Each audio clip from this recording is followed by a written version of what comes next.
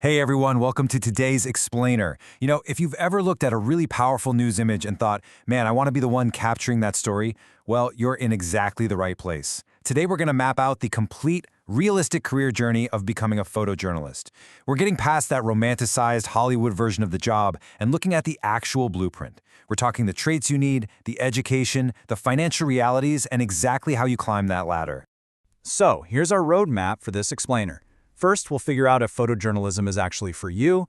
Then we'll look at your educational pathway, followed by how to actually fund your studies. After that, we'll dive into the real work environment. And finally, we'll break down salary and career growth. Let's just jump right in.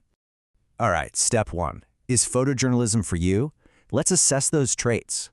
See, a photojournalist isn't just somebody walking around with a super expensive camera. It's so much more than that. This role perfectly blends technical photography skills with absolute, unwavering journalistic integrity to document real events. You're basically providing visual narratives, offering these compelling, real-time insights into current affairs and the human experience.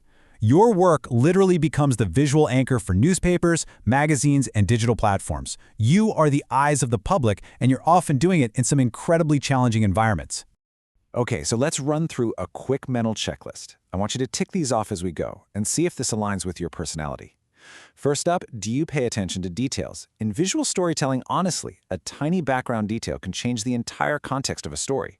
Second, do you like to analyze problems and situations? Because you really have to understand the news to photograph it effectively.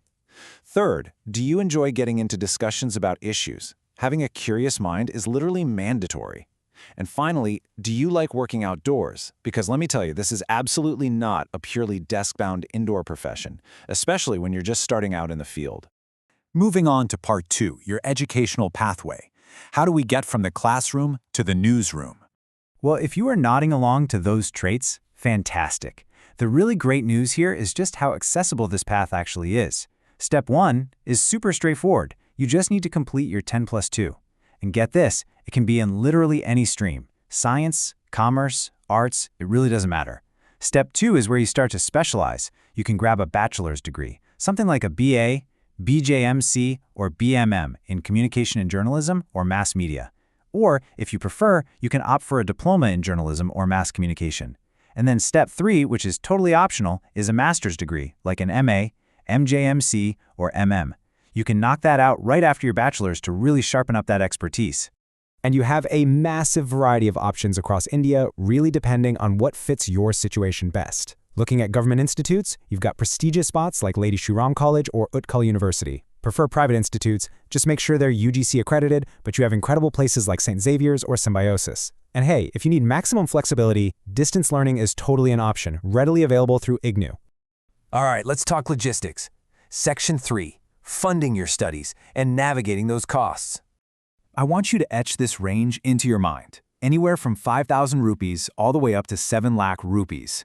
Now, why such a huge gap, right? Well, it's because your financial outcome is going to vary wildly based on the specific institute you end up choosing. A government university or a distance learning program, those are going to sit comfortably on the lower end of that spectrum. But a premier private institute, yeah, that's going to push you toward the higher end for sure. But hey, do not let that higher number intimidate you. You have so many options. The National Scholarship Portal offers central government and UGC schemes, plus individual institutes usually offer their own merit-based aid. Need a loan? The government-guided Vidya Lakshmi portal is a fantastic dedicated hub for that. And several states like West Bengal, Odisha, and Bihar actually offer student credit cards with incredibly low interest rates. Plus, of course, standard education loans are pretty much always available from all the major banks. So, with the education and funding sorted out, let's get into Section 4, the work environment, or as I like to call it, the daily grind. Time for a bit of a reality check. Once you're hired by a newspaper or a magazine, you aren't just this lone wolf wandering around with a camera. Actually, in a lot of advanced roles, you'll primarily have a desk job where you might be managing a whole team. You're looking at a 5 to 6 day work week, putting in a solid 9 to 10 hours every single day. And it is high pressure. You'll be working under insanely tight deadlines. Now, if your specific profile is a field reporter, you'll be doing a ton of local travel. And you really have to be prepared to work in shifts, because guess what? The news doesn't sleep, and neither does the newsroom. Okay, the payoff. Section 5, salary and career growth. Let's talk about climbing the ranks. Let's ground our expectations with some real numbers. Starting salaries usually range between 13,500 to 80,000 rupees per month. Now, definitely keep in mind, these figures are just indicative. They're going to change based on the organization you work for and your location. You might start out a bit closer to the lower end, but as you build your portfolio, prove you can handle those crazy tight deadlines, and climb the ranks, your income is going to grow dynamically. And there are actually two distinct advancement ladders that lead up to that highly coveted editor position. On the reporter track, you start out in the field as a stringer, eventually graduating to bureau chief and even beyond that. But if you prefer the desk side of things, the editorial track takes you from trainee sub-editor all the way up through assistant news editor and news editor roles. So two completely different paths, but one ultimate destination. Let's look at a real-world example to bring this all together. Shireen Bhan is a fantastic case study. She actually graduated from St. Stephen's College in Delhi with a degree in philosophy, which just goes to show that diverse degree backgrounds absolutely work in this field. She then went on to pursue a master's in communication studies from the University of Pune, where she specialized in film and television. She started her career as a news researcher for Karan Thapur's production house. And through pure grit, and by mastering those distinct career tracks we just talked about over 15 years, she climbed the ladder to become the managing editor of CNBC TV 18. So, we've looked at the data.